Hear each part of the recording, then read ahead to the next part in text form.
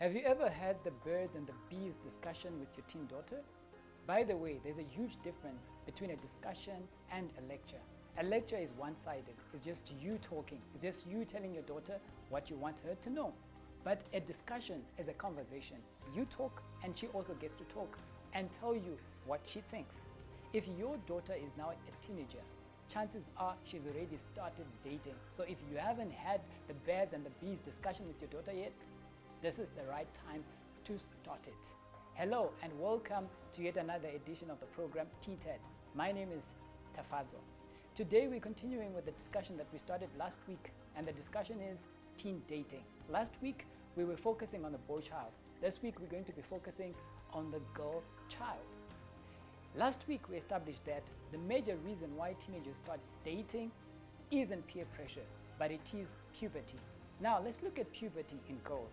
Puberty in girls happen in three broad phases. Number one, thelaki. This is when boobs starts budding. Number two, menarche. This is when menses start. And then number three, puberty. This is when pubic hair starts growing. Now, when all the boobs starts growing, hips and all, usually girls start attracting attention from boys. And usually these boys will be way older.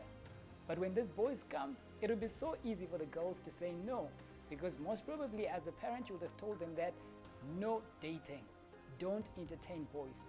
But then when something happens, when menarche starts, which is the onset of menses, and because menses are the major regulator of their sexual hormones, they now start having internal feelings.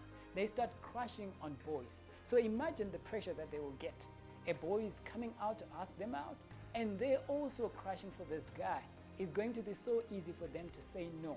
So most probably they will start dating.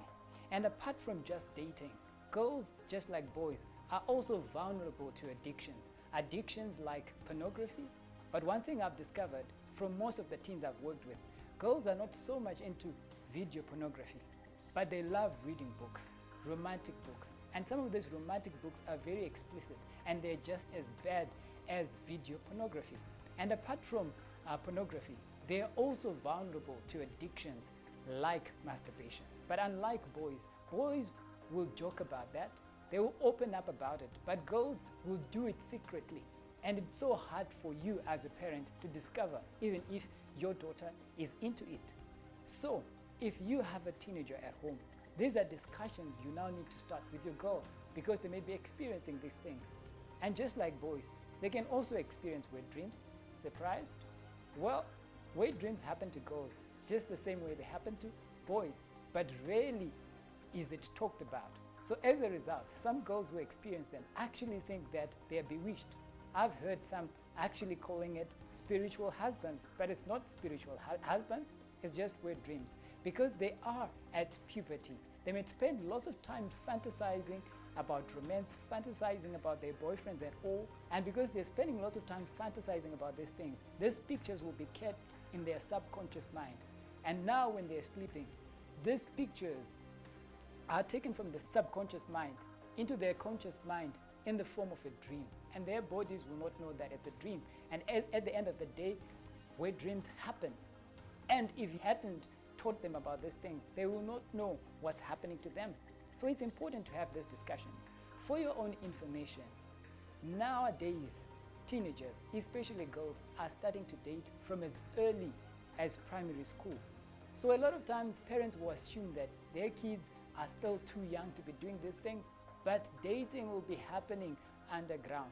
So I think it's better to face the challenge head on, accept the fact that it's happening, and you teach your children proactively, rather than just assume that everything is alright and yet so much will be happening under your noses. Another thing you need to understand about girls is that they hit puberty faster than boys. So from primary school, most of them would have already started dating, but they will start dating boys who are way older, because boys who are their age will not be as mature as they are. So it is very important to be close to your daughters, talk about these things openly, so that they learn and they can make better decisions. Well, that's all I had for you today on the show. We will continue with the subject next week, and I hope you've gained something. If you have any questions or comments, feel free to contact me on the details appearing on the screen. For now, it's a wrap.